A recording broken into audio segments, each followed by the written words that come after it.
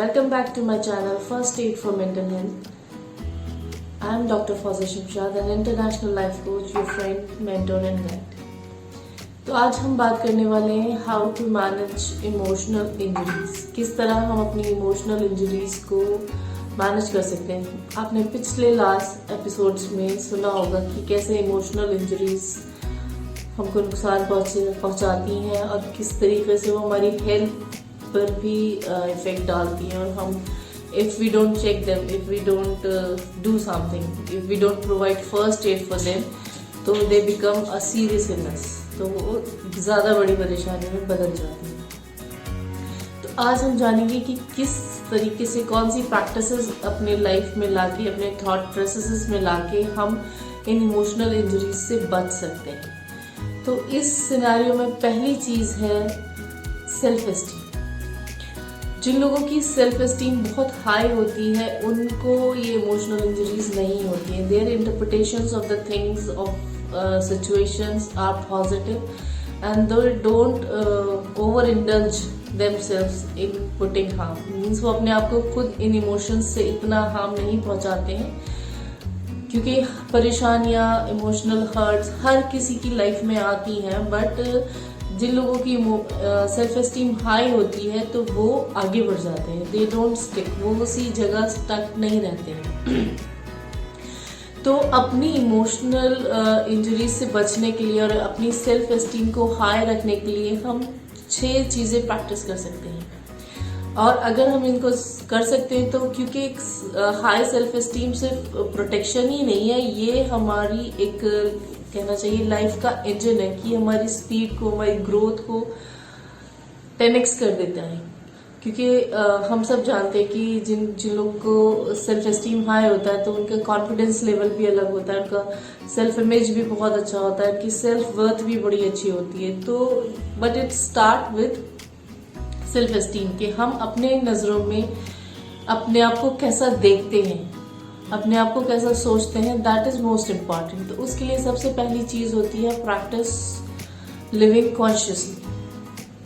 Means you should be aware कि किस तरीके की आपकी सोच है, क्या आपके क्वालिटीज हैं, क्या आपकी वीकनेसेस हैं। यू शुड नॉट वेट कि कोई अगला बंदा आपको बताए कि क्या आपकी क्वालिटीज हैं, क्या आपकी वीकनेसेस हैं, आपकी वीकनेसेस आप कैसे हैंडल करते हैं। You should know all these things about yourself. So when you start living consciously, you don't depend on other people opinion about yourself. आप लोगों की राय को इतनी वैल्यू देना कम कर देते हैं क्योंकि आप अपने बारे में सबसे ज़्यादा जानते हैं। इसलिए फिर और लोगों की राय आप पर इतना इफेक्ट नहीं डालती है और लोगों का बिहेवियर आपके ऊपर इतना इफेक्ट नहीं डालती है और you protect your emotions in that way. दूसरी चीज है सेल्फ प्रैक्टिस सेल्फ एक्सेप्टेंस। क्योंकि हर बंदा यूनिक है, हर बंदे की क्वालिटीज और वीकनेसेस अलग होती हैं और कोई भी बंदा परफेक्ट नहीं कि किसी में कोई वीकनेसेस हो ही नहीं। तो इसलिए ये ज़रूरी है कि आप सेल्फ एक्सेप्टेंस को प्रैक्टिस करें। जो आपकी क्वालिटीज़ हैं उनको इन्हांस करें, जो आपकी वीकनेसेस हैं उनको एक्सेप्ट करें। क्योंकि जब तक आप एक्सेप्ट नहीं करते उनको आप हैंडल नहीं कर पाते। आप उनको अगर छुपा रहे हैं, आप उनको दबा रहे हैं, that means you are wasting your energy in a wrong direction. Just accept that कि ठीक है मैं ऐसा नहीं कर सकता, कोई बात नहीं, लेकिन मैं वो कर सकता हूँ जो मेरी क्वालिटीज़ हैं। तो focus more on your qualities and less on your weaknesses, but accept yourself as you are, that is the main thing. और तीसरी चीज़ है practice self responsibility.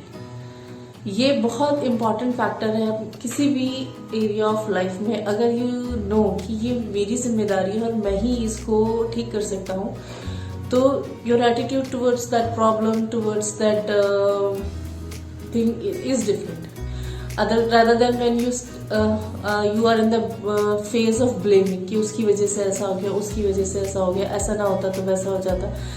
This things goes on कि आप जब तक अपनी किसी भी चीज़ की रिस्पॉन्सिबिलिटी खुद नहीं लेते हैं वो नहीं सुधरती है। इसलिए ये आपकी लाइफ है and you should know this is my life and I can create whatever I want to create it from it. कि मैं अपनी ज़िंदगी को जैसे चाहे जी सकता हूँ। ये क्वालिटी, ये स्ट्रेंथ, ये पावर ऊपर वाले ने हर बंदे को दी है all they have to exercise this. इसलिए प्रैक्टिस सेल्फ रिस्पॉन्सिबिलिटी कि आपकी जो भी प्रॉब्लम्स है और आपकी जो कुछ भी अचीवमेंट्स है उस सब के लिए आप ही responsibility, not in the sense of blame but in the sense of responsibility that you have that ability to respond. Next इसमें इम्पॉर्टेंट चीज है कि you practise self integrity. Integrity का मीनिंग होता है कि जो भी आप कहें आप वही करें, मीन्स जो आप अंदर से हैं वही आप बाहर से हैं। जो don't pretend to be someone else. आप किसी और की तरह होने की कोशिश ना करें, क्योंकि आप ही हैं और सामने वाला ही है। You are two different entities. When something is right and you know from inside that it is right, then it is your choice and it is your duty to perform action in that sync. मतलब जैसा आप सोचते हैं, जैसा आप अपने मन से अपने आप से वादा करते हैं, अपने आप से बोलते हैं, आपका एक्शन भी वही बोलना चाहिए। If you could practice these 5 things, I promise you that no one in the world can belittle you. कोई भी आपकी इंसल्ट नहीं कर सकता, कोई भी आपकी सेल्फ इमेज डिस्टॉर्ट नहीं कर सकता, कोई भी आपकी सेल्फ वर्थ गिरा नहीं सकता। If you practice these 5 steps of self-esteem in yourself. So these are the best thing you could do to yourself, and think of the ways how you can inculcate these things in your daily routine, because small baby steps creates a huge results. So with all the best wishes to implement all these things in your life. For now, I say goodbye and stay in touch with me for my next episode. Till then, bye.